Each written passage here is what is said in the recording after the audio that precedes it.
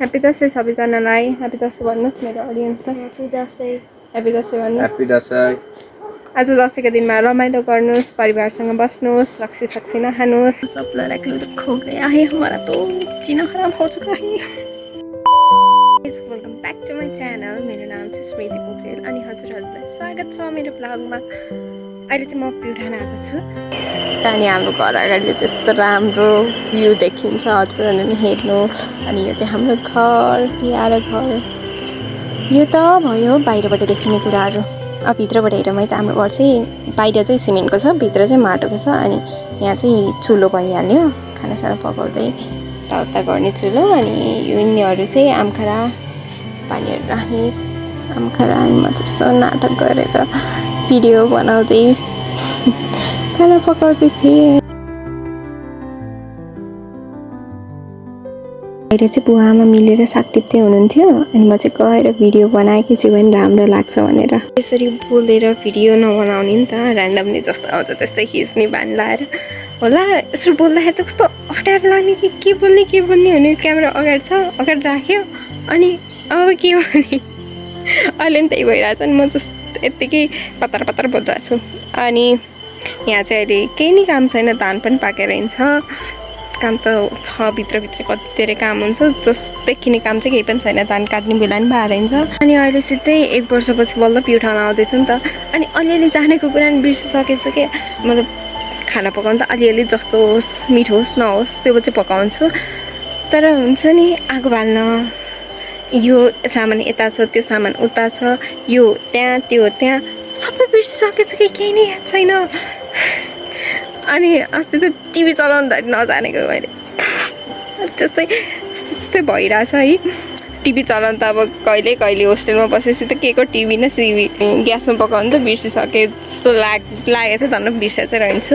ल अब चाहिँ आउँछु र चाहिँ हाम्रो घरको आँगन उता ढिकिन्छ है, ढिकी। अनि यहाँ मुनि चाहिँ बाथरुम र टोइलेट छ, त्यो त भइहाल्यो सिन्की। अनि दोस्रो तल्लामा जाने पर्याङ चाहिँ यस्तो छ। यसरी टुकुर बिस्तारै जानुपर्छ। टुकुर। अनि यहाँ चाहिँ के छ भन्दाखेरि सामानहरू राख्ने ठाउँ, चामल यताउता राख्ने ठाउँ। ओके, हामीले सर निस्किसकेपछि कौसी आउँछ। कौसी 2टा कोठा छ, यहाँ र यहाँ चाहिँ बुवा आमाहरू सुत्नुहुन्छ, यता चाहिँ अरूहरू। अब यति सबै हेरिसकेपछि बैकाल ताल पनि त हेरौँ न। यसरी लाइट बाल्न मिल्छ। भर्याङ झन् डेन्जर छ। ए यो चाहिँ स्टोर रुम जस्तै, स्टोर रुम नै भने नि हुन्छ। यहाँ त मलाई डर लाग्छ।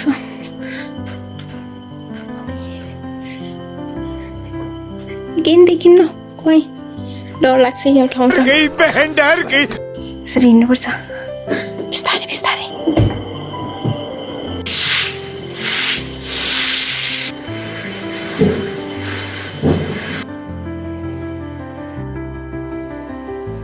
मैले यो भिडियो चाहिँ हाल्दिनँ थाहा छैन होइन। यत्तिकै ऱ्यान्डमली खिचेको छु, मतलब सानो क्लिपहरू छन् अलिअलि, धेरै त होइन। यसरी बोलेर चाहिँ खिच्न सकिनँ क्या मैले।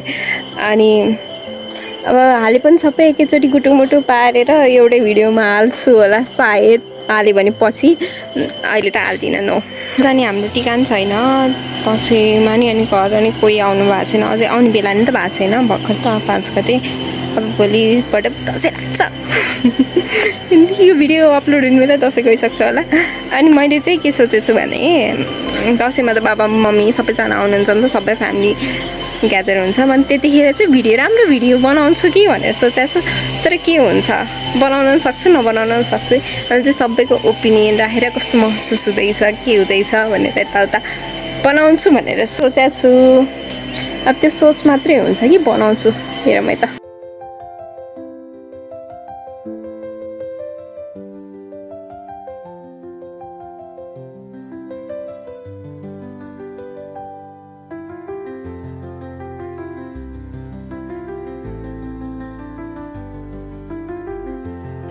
हाम्रो गाउँको बाटो हेर्नुहोस्, यस्तो जङ्गल छ।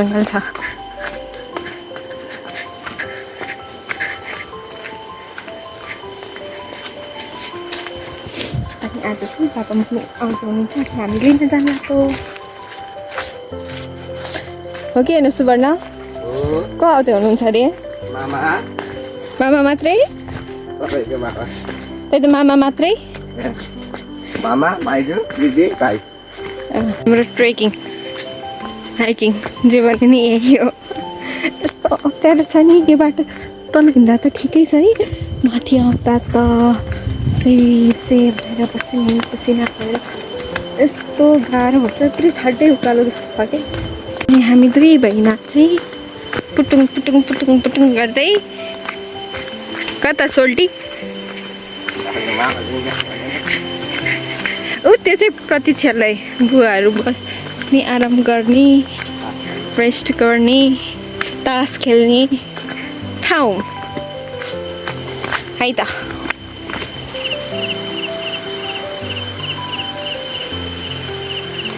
यहाँबाट तल जाने someone in the town guys someone in the town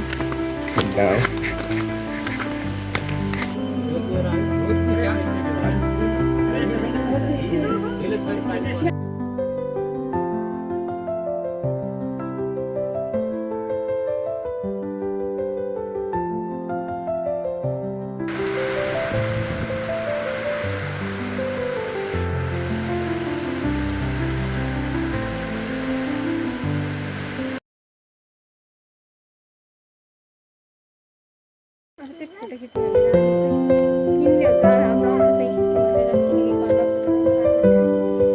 अनि यता चाहिँ भाइहरू कति राम्रो दिदी भनेको कि मैले भाइ मम्मी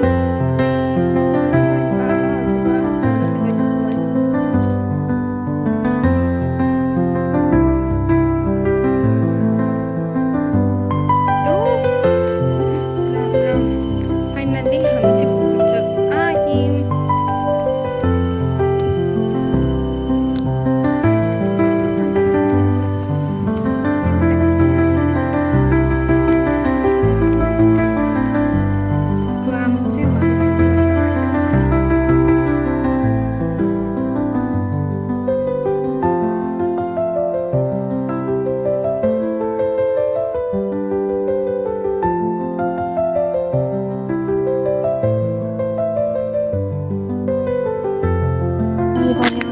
हाम्रो दसैँ छैन अनि हामी चाहिँ यत्तिकै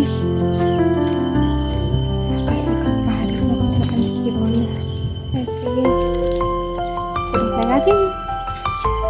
गयौँ फर्किँदाखेरि चढा गयो अनि एकातिर म एकातिर मम्मी गइसक्नुभयो अनि मम्मी पछाडि मान्छ हजुरबुवा हजुरआमा उहाँको चाहिँ गइसक्नुभयो